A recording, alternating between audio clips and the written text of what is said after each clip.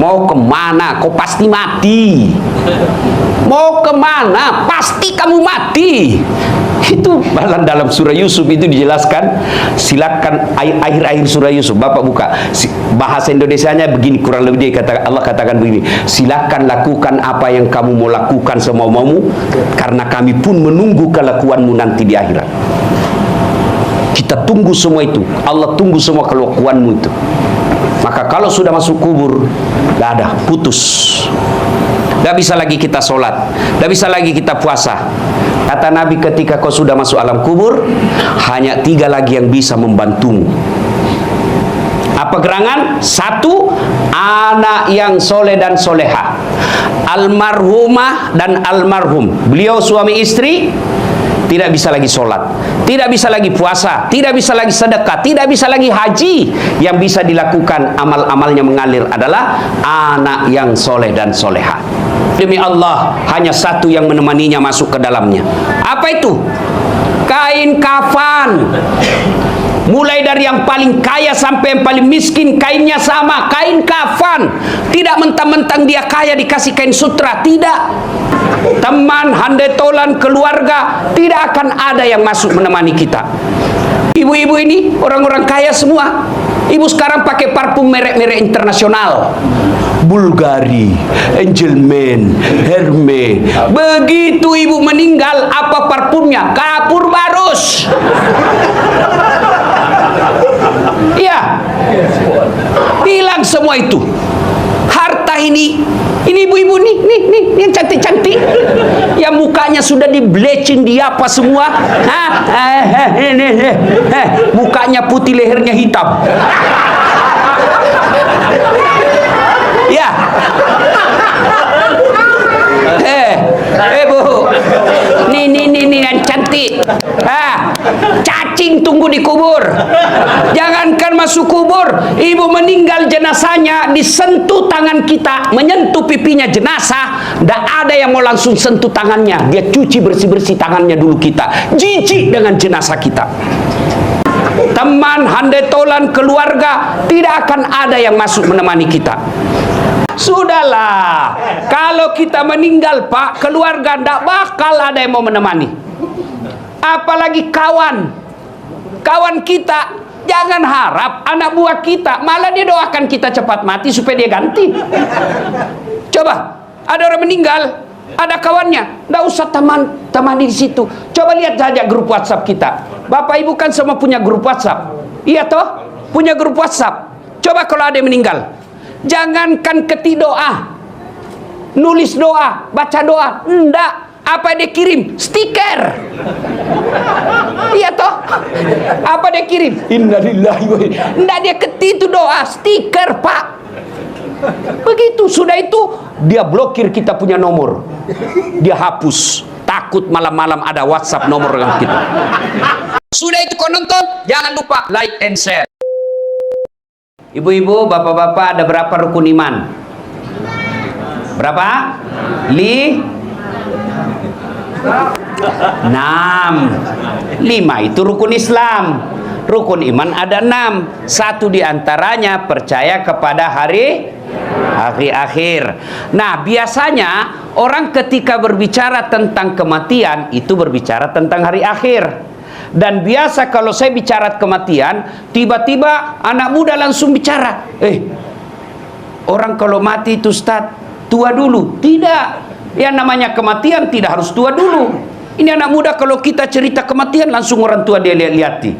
Yang sudah pensiun, yang sudah putih rambutnya, bikin kaget. Yang namanya kematian, tua, mati. Orang kaya, mati. Orang miskin, mati. Raja-raja, mati. Rakyat biasa, mati. Ustadz, mati. Kalau Ustadz duluan, siapa yang tak siapa? Semua mati. Berarti yang jadi masalah sesungguhnya bukan mati, karena mau atau tidak, tiba saatnya pasti mati. Yang jadi masalah, bagaimana kondisi kita mati. Itu yang jadi masalah. Itulah sehingga setiap Jumat dibaca ini ayat, ya ayyuhalladzina amanu taqullaha haqqa tuqatih Wahai orang-orang yang beriman, bertakwalah kalian kepada Allah dengan sebenar-benarnya takwa. Wala tamutunna, dan jangan kamu mati illa kecuali wa antum muslimun, dalam keadaan beragama Islam. Berarti ayat ini Allah informasikan ada di antara kita KTP-nya Islam, ngakunya Islam, tapi mati tidak dalam keadaan membawa Islam. Insya Allah kita tidak akan mati dalam keadaan berjudi. Insya Allah kita tidak akan mati dalam keadaan berzina. Insya Allah kita tidak akan mati dalam keadaan merampok.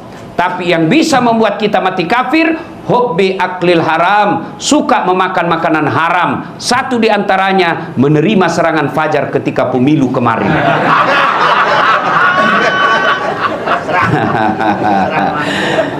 Ini betapa hancurnya moral bangsa kita, Pak. Saya kan selesai pemilu tetap ceramah keliling Indonesia, Pak. Apa rakyat bilang apa itu serangan fajar? Dia ganti, bukan serangan fajar. Dia ganti apa, Pak? Sedekah subuh. Apa ndak hancur, Pak? Ya? Ibu bapak, saya yakin bapak ibu tidak yang hadir di sini tidak terima serangan fajar. Tapi kalau ada yang jadi sponsor serangan fajar, itu bagian daripada kebatilan. Ya, ibu bapak, saudara-saudara sekalian, kita sedikit tentang kematian. Biasanya kalau kita cerita kematian, itu kita selalu berpersepsi, berpikir harus tua dulu, harus sakit dulu. Tidak. Kematian, anak muda pun pasti mati. Suatu ketika Sulaiman alaihissalam lagi ceramah seperti ini. Tiba-tiba datang tamu tadi diundang. Berkatalah tamu tadi, Assalamualaikum warahmatullahi wabarakatuh ya Rasulullah. Waalaikumsalam warahmatullahi wabarakatuh. Nabi Sulaiman katakan, silakan masuk, duduk. Duduklah tamu tadi. Nabi lanjutkan ceramahnya.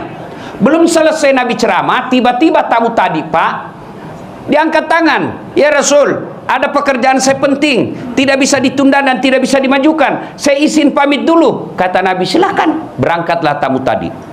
Sepeninggal tamu tadi, Nabi bertanya kepada jamaahnya, saudara-saudara sekalian, ada yang tahu siapa itu tadi tamu? Tidak ya Rasul, Anda yang lebih tahu. Nabi Sulaiman katakan, itulah tadi yang memisahkan dengan segala orang yang kau cintai di dunia. Itulah tadi yang memisahkan kamu dengan harta yang kau miliki. Itulah tadi yang memisahkan antara jasad dengan rohmu. Itulah tadi malaikat pencabut nyawa yang setiap kali datang pasti ada yang ingin diambil dan tidak kembali sebelum diambil yang diinginkan. Selesai berkata begitu, tiba-tiba dari belakang ada anak muda, dia angkat tangannya. Ya Rasul, itu tadi malaikat pencabut nyawa. Betul, tidak kembali sebelum diambil yang diinginkan. Ya, mati saya ya Rasul. Kenapa? Semenjak dia datang sampai pulang, saya terus dia lihat-lihati. Kata Nabi Sulaiman, hati-hati kok. Nah mudah, barangkali kau yang diinginkan. Ya Rasul, jangan main dah. Bawa saya jauh. Ya Rasulullah, bawa saya jauh sampai dia tidak dapat saya tadi ini.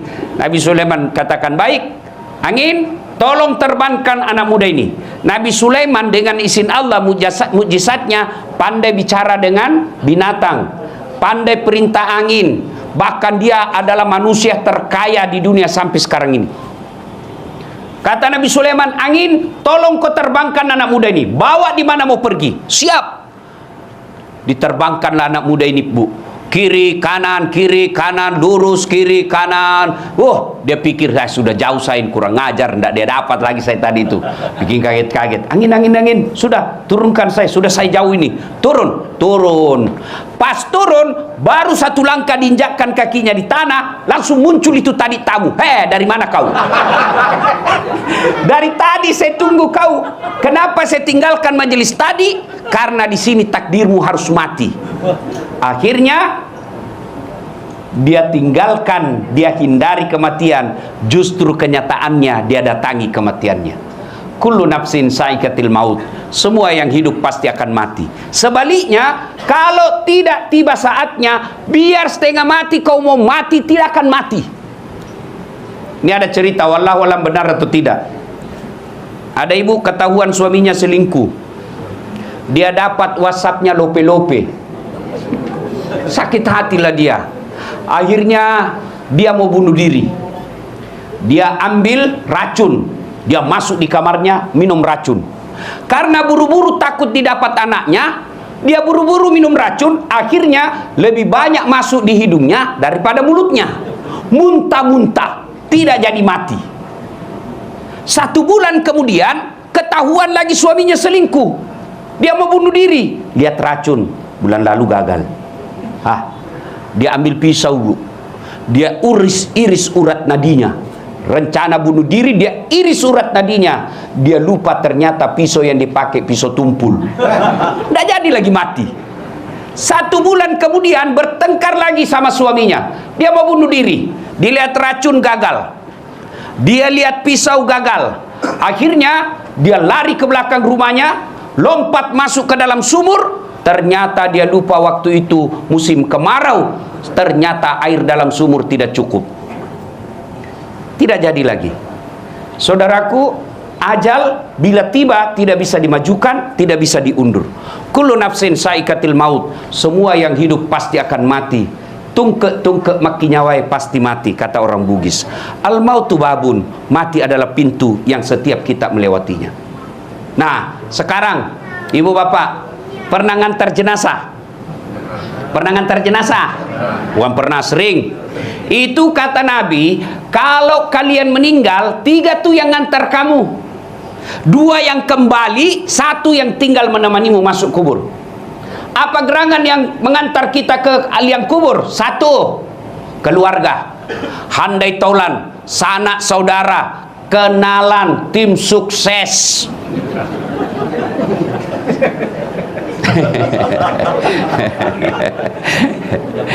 Ya, jangan lihat Pak Lanyala.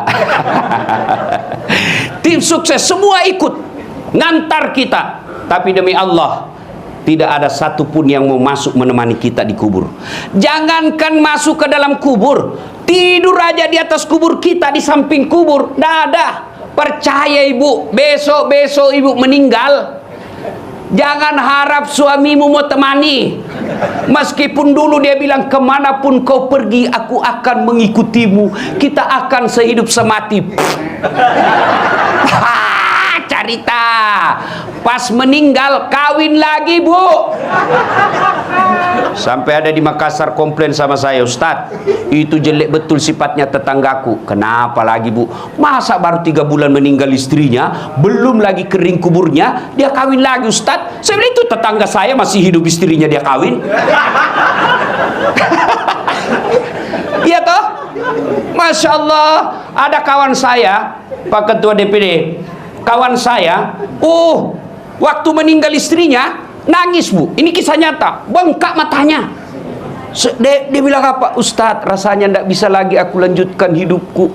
Saya bisa sukses begini karena istri saya, Ustadz. Separuh jiwaku rasanya mau pergi. Wah, luar bengkak. Biasanya kan laki-laki paling nangis tapi tidak sampai bengkak matanya. Ini bengkak matanya, Pak. 3 bulan kemudian saya pergi jogging di pantai, di Losari. Saya jogging, ketemu saya sama dia. Tiba-tiba di sampingnya ada perempuan cantik, putih, masih muda, panjang rambutnya, tidak pakai jilbab. Saya senggol dia. Pak Haji, siapa itu Pak Haji? Dia bilang, Ustadz, yang baru. Sudahlah, kalau kita meninggal, Pak, keluarga tidak bakal ada yang mau menemani. Apalagi kawan kita. Jangan harap anak buah kita, malah dia doakan kita cepat mati supaya dia ganti.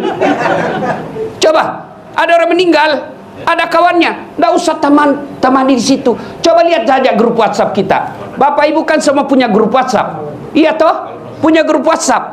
Coba kalau ada yang meninggal, jangankan ketik doa, nulis doa, baca doa, enggak. Apa dia kirim? Stiker. Iya toh? Apa dia kirim? Innalillahi wa inna. Enggak, dia ketik itu doa, stiker, Pak. Begitu, sudah itu dia blokir kita punya nomor. Dia hapus. Takut malam-malam ada WhatsApp nomor kita. Ayo.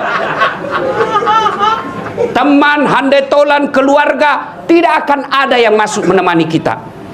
Yang kedua, kata Nabi, harta. Almarhum suami istri, waktu meninggal seluruh harta keluar, mobil motor keluar ngantar, tapi demi Allah hanya 1 yang menemaninya masuk ke dalamnya. Apa itu? Kain kafan. Mulai dari yang paling kaya sampai yang paling miskin, kainnya sama, kain kafan. Tidak mentang-mentang dia kaya dikasih kain sutra, tidak. Coba lihat kain kafan, ada kantongnya? Ada kantongnya? Enggak mentang-mentang kaya kasih masuk di dalamnya iPhone 15. Enggak. Kaos kaki aja enggak boleh kita pakai kalau orang Islam. Apa yang kita bawa? Harta, kain kafan. Ibu-ibu ini orang-orang kaya semua. Ibu sekarang pakai parfum merek-merek internasional. Bulgari, Angelman, Hermes. Begitu ibu meninggal, apa parfumnya? Kapur barus. Iya. Hilang semua itu. Harta ini ibu-ibu nih yang cantik-cantik, yang mukanya sudah di bleaching, di apa semua, mukanya putih, lehernya hitam. Ya. Bu, nih yang cantik. Cacing tunggu di kubur. Jangankan masuk kubur, ibu meninggal jenazahnya disentuh tangan kita, menyentuh pipinya jenazah. Nggak ada yang mau langsung sentuh tangannya. Dia cuci bersih-bersih tangannya dulu kita. Jijik dengan jenazah kita. Harta nggak ikut. Keluarga pulang. Yang setia menemani kita masuk. Amal itu ada dua, amal kebaikan, amal keburukan. Yang baik akan jadi amal jariah, yang jelek akan jelekkan kejerah dia. Semalam saya di Metro TV wawancara soal pemilu. Saya bilang tidak ada yang sia-sia di hadapan Allah. Tidak ada yang tidak tercatat di hadapan Allah. Kalau kau jujur, insya Allah jadi amal jariah kejujuranmu. Tapi kalau kau bohong, kebohonganmu, kecuranganmu akan jadi amalmu juga. Sampai kau sudah jadi tulang belulang, peninggalanmu akan masih menyiksamu. Ini peringatan bagi orang-orang yang beriman. Ini peringatan, tidak ada usah cerita kita pemilu jujur kalau dia sudah tidak percaya akhirat, tidak ada gunanya. Orang yang masih percaya akhirat, yang masih mau jujur dan berkata baik. Kalau dia sudah tidak percaya akhirat, biar kau kasih tahu apa, tidak ada gunanya. Itu yang disebut oleh Nabi kaswatul qalbi, mati hatinya. Nauzubillah min zalik. Nah, masuklah kita dalam kubur. Ada kesalahan kita. Dia pikir alam kubur itu luas. Tidak. Itu alam kubur, Pak. Kubur itu agak lebar.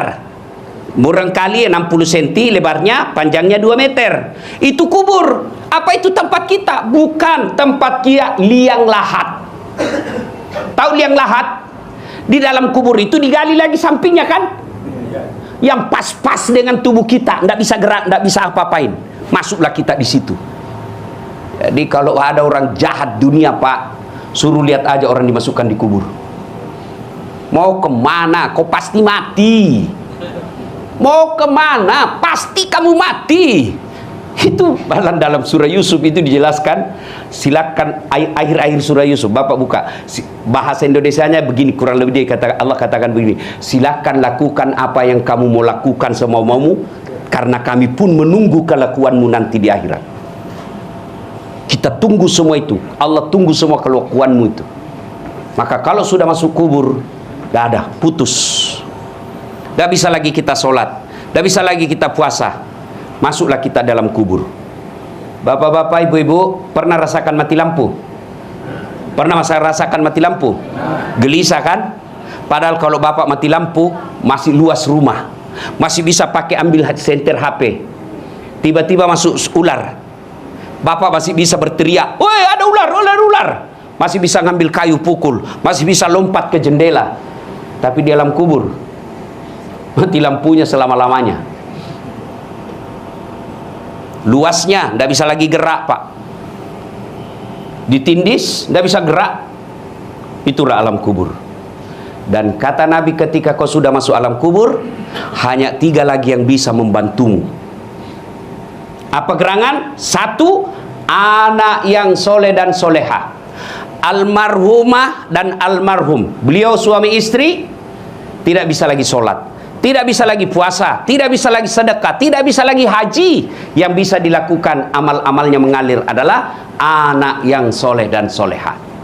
Saya mau tanya ibu-ibu, Bu, ibu, bisa ndak anaknya jadi anggota DPR tidak pernah nyalek? Bisa ndak? Ndak mungkin. Bisa ndak anak bapak ibu jadi dokter tidak pernah kuliah fakultas kedokteran? Nggak mungkin. Bisa ndak anak ibu bapak jadi tentara polisi ndak pernah daftar tentara polisi? Nggak mungkin. Tapi bisa ndak anak bapak ibu soleh dan soleha meskipun ndak dokter? Bisa ndak anak kita soleh dan soleha meskipun dia ndak pernah nyalek? Bisa. Itu pesannya, anak yang soleh dan soleha jauh lebih mudah daripada menjadikan anak kita doktor, insinyur, profesor. Tanya mereka yang sudah uzur. Apa mereka masih mengharapkan ruko? Apa mereka masih mengharapkan mobil mewah? Yang diharapkan anaknya ada di sampingnya. Sayang seribu sayang, orang tua sekarang lebih bangga kalau anaknya doktor, anaknya anggota DPR, tapi tidak malu kalau tidak pernah dilihat anaknya sholat berjamaah. Demi Allah, Bu, ketika ibu wafat, anak yang diharapkan doakan kita. Teman jangan harap. Suami, kawin lagi. Saya kan didengar istri saya ceramah saya begini. Dia lihat ceramah saya di YouTube. Mamanya cek istri saya. Dia bilang, Ustadz, jadi kalau saya duluan meninggal, Ustadz mau kawin lagi. Saya bilang, sini kau sayang, kau duduk di sampingku, saya kasih dengar kau baik-baik. Jangankan kau meninggal, kau masih hidup saja saya selalu berpikir kawin lagi. Apalagi kalau kau sudah mati. Bukan karena saya takut, cuma kau lebih berani dari saya. Bapak, Ibu, saudara-saudara sekalian, kita tentu berharap ketika kita sudah di alam kubur, anak kita minimal setiap 5 waktu berdoa, Allahumma gfirli wali walidayya warhamhuma kama rabbayani shaghira. Sayang orang tua sekarang bangga kalau anaknya tahu bahasa Inggris, tapi dia tidak malu anaknya tidak tahu ngaji. Karena ada orang bilang, hebat betul itu Ustaz. Apalagi hebatnya anaknya Ustaz, masih SD kelas 3 lancar betul bahasa Inggris. Apa hebatnya itu? Banyak yang begitu, Bu. Masa banyak Ustaz? Iya. Ibu coba ke Inggris. Anak-anak di sana, Pak, baru belajar bahasa sudah bahasa Inggris, Pak. Lalu apakah anakmu ketika pandai bahasa Inggris dia berdoa pakai bahasa Inggris nanti? Oh my God, please help me my mother. Enggak, dia tetap juga pakai bahasa Indonesia. Apa yang Bapak Ibu banggakan dengan anak yang tidak tahu sholat? Coba lihat anak-anak kita sekarang, Pak, lebih respect sama cowoknya yang baru kenal 2 bulan daripada bapaknya yang sekolahkan dia. Mereka lebih sayang sama ceweknya daripada ibunya. Kalau ibunya yang telepon, nak, kau antar dulu mak, bapakmu ndak bisa, lagi banyak kerjaan. Apa kata? Wah, lagi sibuk mak. Sekali ceweknya, tunggu deh sebentar, 10 menit saya sampai. Apa yang kita harap dari anak seperti ini? Demi Allah, kita orang tua tidak berharap doktermu bawa ke sini, tapi kita berharap usia senjaku kau urus saya.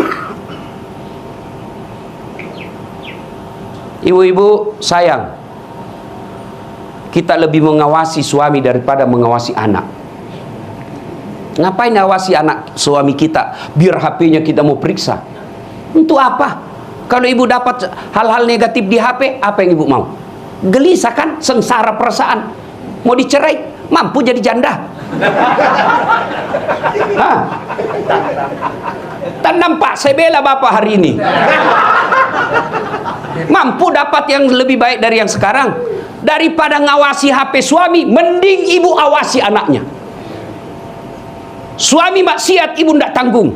Suami ndak sholat, ibu ndak tanggung. Tapi anak ndak jilbab, anak ndak sholat, anak ndak puasa, ibu yang nanti diminta tanggung jawabnya. Ngapain ngawasin suami? Kita ndak tanggung dosanya, tapi anak kita tanggung dosanya. Maka ibu, didik anak kita, ibu, terutama sholat. Cari tak mati anak mau baik kalau dia tidak sholat. Apa yang mau diharapkan? Cobalah anak-anak kita yang cantik, yang cakep-cakep, yang baik kerjanya, itulah yang potensial menyengsarakan orang tuanya. Tapi coba anak kita yang sekolahnya seadanya, akhlaknya baik, inilah yang ngurus orang tuanya di usia senjanya. Maka anak yang soleh dan soleha, itulah yang akan menolong orang tuanya ketika ada di kubur. Dia akan berdoa, Allahumma gfirli wali walidayya warhamhuma kama rabbayani shaghira. Ibu tidak usah cemas soal isi perut anak kita. Yang kita cemaskan kalau dia tidak tahu sholat. Ibu tidak usah cemas kalau rumahnya dia masih ngontrak-ngontrak. Yang kita perlu cemaskan adalah ketika dia sudah bersuami istri, tidak pernah berjamaah dan tidak pernah kita lihat ngaji. Alangkah bahagianya orang tua, subuh hari dia kaget, kenapa ribut pagar? Oh, dia intip, oh Masya Allah, anak bungsunya dia pergi berjamaah ke masjid sholat subuh.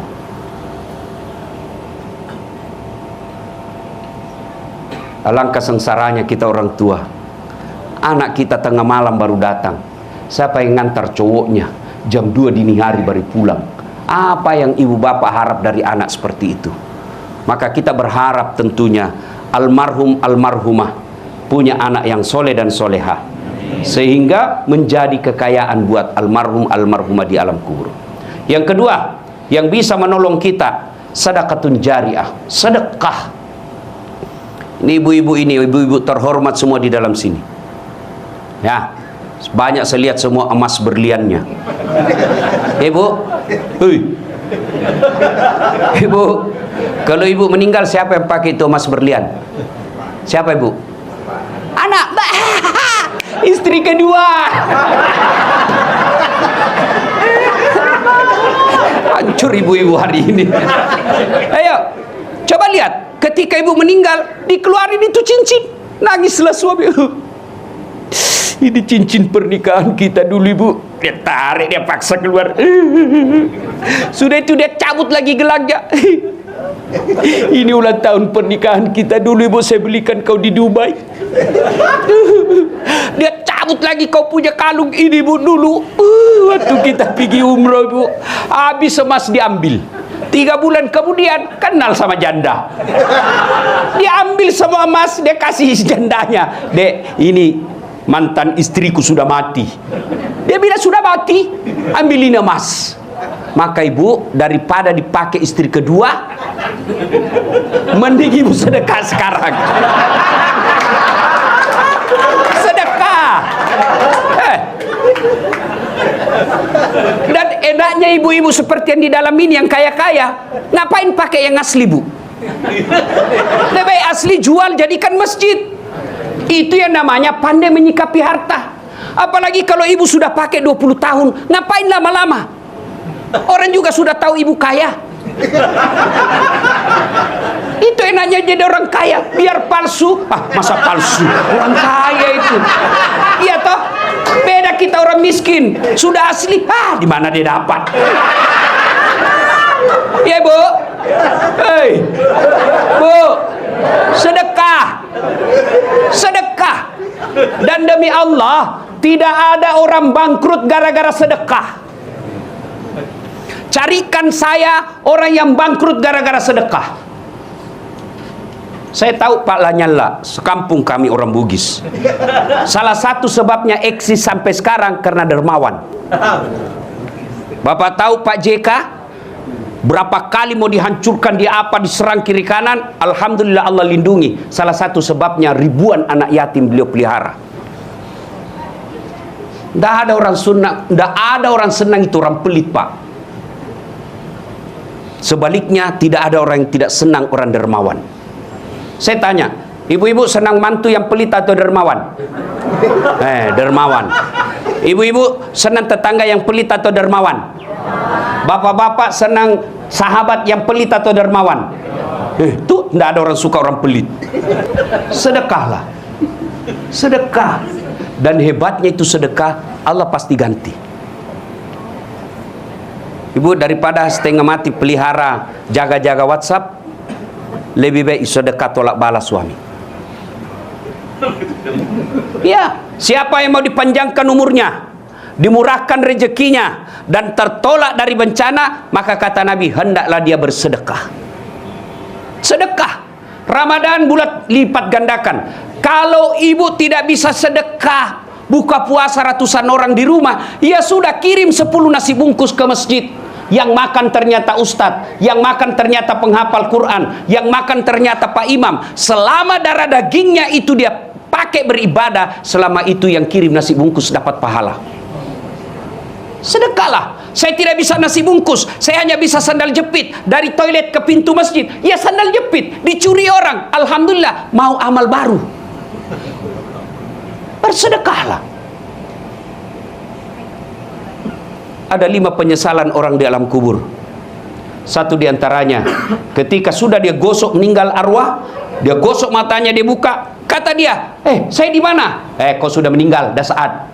Saya sudah mati. Iya. Ya Allah, hidupkan saya kembali. Hidupkan saya kembali ke dunia. Sekejap saja, kira-kira 1 menit lah kalau boleh. Ya Allah, kembalikan saya ke dunia. Untuk apa? Solat? Bukan. Puasa? Bukan. Haji? Bukan. Saya hanya ingin berkata, ya Allah, semua hartaku aku sedekahkan fisabilillah. Kenapa bukan minta solat? Karena solat hanya bisa dapat pahalanya ketika kita masih solat. Haji hanya bisa kita dapat ketika kita haji. Puasa hanya kita dapat ketika kita puasa. Tapi sedekah, meskipun sudah tulang belulang hancur, kita tetap mengalir. Itulah yang disebut sedekah jariah. Keliru Bapak Ibu yang Allah kasih rezeki, Bapak tidak bersedekah. Keliru. Dan alhamdulillah, makin bersedekah, Allah makin ganti. Maka almarhum almarhumah, insya Allah lapang kuburnya karena ada sedekah beliau. Yang ketiga, yang akan menolong kita di alam kubur adalah ilmu yang bermanfaat. Almarhum almarhumah, beliau suami istri, tokoh pendidikan. Itulah ilmu yang bermanfaat. Ketika diajarkan ilmu hukum kepada mahasiswanya, diajarkan tentang keadilan, lalu anak mahasiswanya menjadi pengacara yang membela dan menegakkan keadilan, selama itu juga amal-amal akan mengalir. Maka karena itu, ibu bapak kalau dapat konten-konten dakwah, jangan berhenti di grup, jangan berhenti di HP bapak, sebarkan. Bapak punya 10 grup WhatsApp, satu grup 100 orang, kirim, 1000 orang yang terima. Kalau ada yang mengamalkan 5 orang, selama 5 orang itu amalkan, bapak dapat pahala seperti pahalanya penceramah tanpa mengurangi pahala penceramah. Ilmu yang bermanfaat adalah yang bisa menyelamatkan kita di alam kubur. Inilah 3 yang akan terus mengalir meskipun kita sudah di alam kubur, bahkan sudah habis tulang belulang kita. Anak yang soleh dan soleha, sedekah harta, kemudian ilmu yang bermanfaat.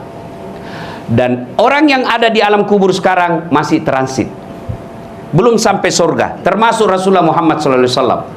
Dan siapa yang paling menderita di alam kubur?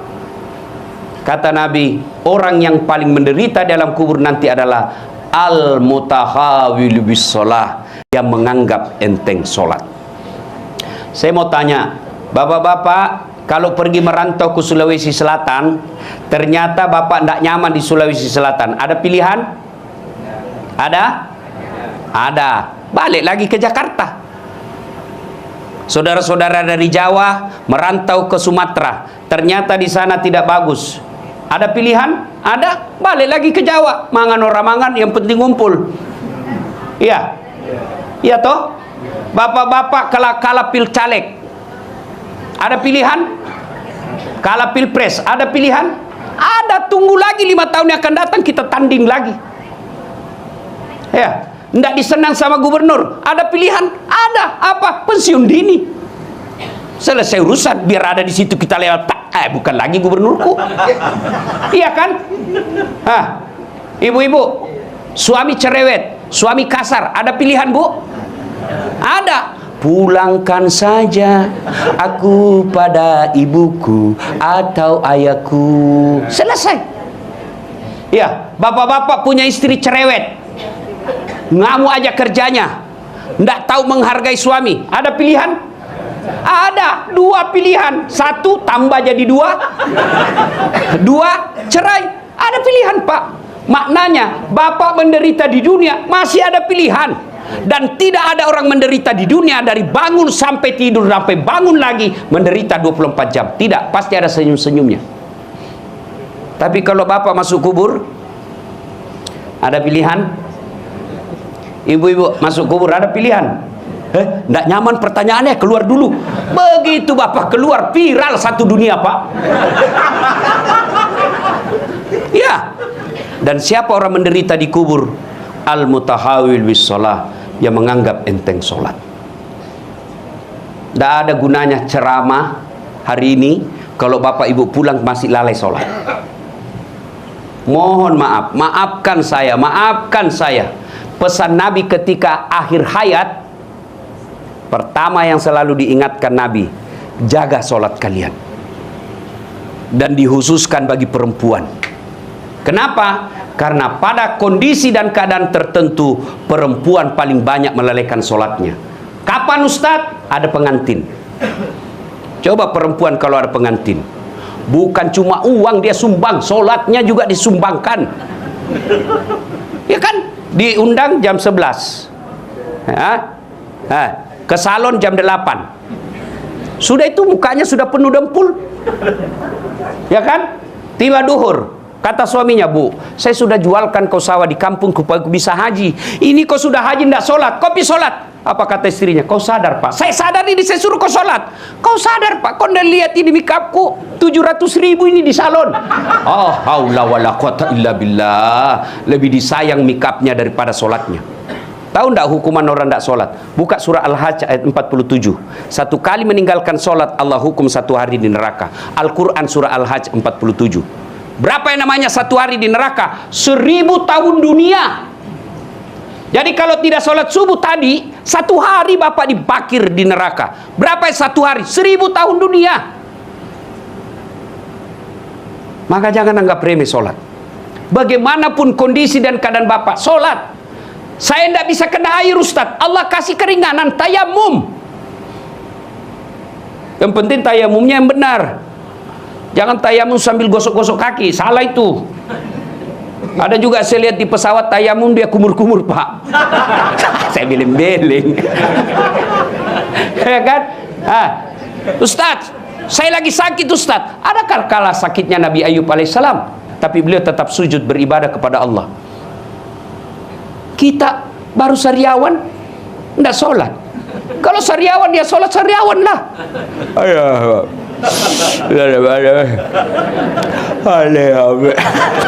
Allah tahu bapak lagi sariawan.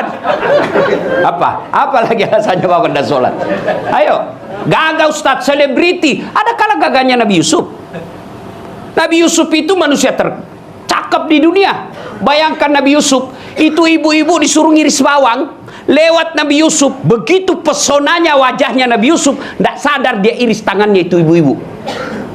Mana ada gagah seperti itu? Segagah-gagahnya artis lewat, jangankan ngiris tangan, bau ketek aja kita rasa. Yusuf alaihissalam cakap tetap beribadah kepada Allah. Dia pintar Ustaz. Ada kala pintarnya itu Nuh alaihissalam sampai sekarang teknokrat yang belum ada yang saingi. Orang semua bikin perahu, orang Sulawesi pandai bikin perahu namanya pinisi. Di mana dia bikin perahu? Pesisir pantai. Nabi Nuh di atas gunung dia bikin perahu pak. Tetap beribadah kepada Allah. Maka tidak ada alasan kita tidak sholat. Sholat. Kalau orang sudah tidak sholat, tidak ada semua nilai sholatnya. Tidak ada semua nilai dia punya. Kenapa? Yang pertama kali nanti diperiksa sholat. Puasa bagus, tapi tidak sholat tidak ada gunanya. Saya memberikan ilustrasi sederhana. Bapak ibu saudara-saudara sekalian sering ke bank nabung, kenal sama yang apa sih namanya itu yang terima duit kita, teller apa ya itu ya. Nah itu kalau dia kenalan sama bapak kan sudah sering. Besok bapak mau ngambil duit, boleh enggak langsung ambil, mana uangku? Kau kenal saya kan? Iya, mana uangku yang saya simpan 100 juta, boleh enggak ambil seperti itu? Enggak, dia akan tanya mana buku rekeningnya, hilang, ATM-nya hilang juga. Bapak boleh ambil tapi urus dulu. Kau kenalkan saya dan kau lihat itu uang saya. Iya bapak betul, tapi bapak harus urus dulu surat keterangan hilang di kepolisian.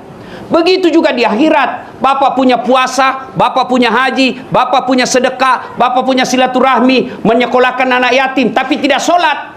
Mana? Kata Allah, kata Nabi, malaikat penjaga, mana buku rekeningmu? Apa itu? Sholat. Tidak ada. Kau urus dulu keterangan hilang di neraka. Kau ke neraka dulu. Apa susahnya sholat? Ibadah yang paling gampang. Puasa, Pak, 30 hari orang lapar, dari subuh sampai maghrib. Haji perlu dana, 1 bulan kita tinggalkan pekerjaan. Zakat perlu modal. Sholat, apa susahnya? Saya tidak tahu bacaan, Ustaz. Wala tayasu min rauhillah. Jangan kau putus asa. Salat jamaah, asa salat jamaah. Kalau imam sudah baca, makmum sudah diwakili, selesai. Apa lagi? Tidak ada kecuali malas. Kenapa ini sholat penting? Karena dia adalah puncak penghambaan kepada Allah Subhanahu wa Ta'ala. Bapak haji boleh sambil dagang, bapak puasa boleh sambil dagang, tapi sholat tidak boleh, ada kegiatan lain. Kenapa? Kamu lebih menghamba. Mana boleh kita sholat Allahu Akbar, begadang jangan begadang, batal sholatnya. Allahu Akbar, Pak Haji berapa gas? 20.000. Nggak bisa. Kenapa? Kamu lagi menghamba kepada Allah. Disinilah puncaknya. Maka sholat adalah as-sholatu imanuddin. Sholat tiangnya agama. Bangunan rumah bisa kokoh meskipun tidak ada dinding. Bangunan rumah bisa kuat meskipun tidak ada atap. Tapi tidak mungkin ada bangunan yang kokoh tanpa tiang. Itulah sholat 5 waktu. Bapak saudara-saudara sekalian, inilah tausiah kita. Pada akhirnya, kullu nafsin sa'iqatil maut. Semua yang hidup pasti akan mati. Al mautu babun, mati adalah pintu yang setiap kita pasti melewatinya. Tidak usah panjang kita ingat ceramah saya pada malam ini. Cukup sebelum kita tidur, tanya diri kita masing-masing, kematian adalah sesuatu yang pasti. Sudah siapkah saya menghadapi kematian? Dan apa bekal dalam menghadapi kematian? Sebaik-baik bekal adalah takwa, diantaranya sholat 5 waktu. Mari kita akhiri dakwah kita ini dengan mengirimkan suratul Fatihah kepada Rasulullah Muhammad SAW. Khasiat dan keutamannya kita ikhlaskan untuk almarhumah Profesor Dr. Haja Yuyun Muslim Tahir SH. Ila hadratin Nabi Mustafa Muhammad SAW. Al-Fatihah.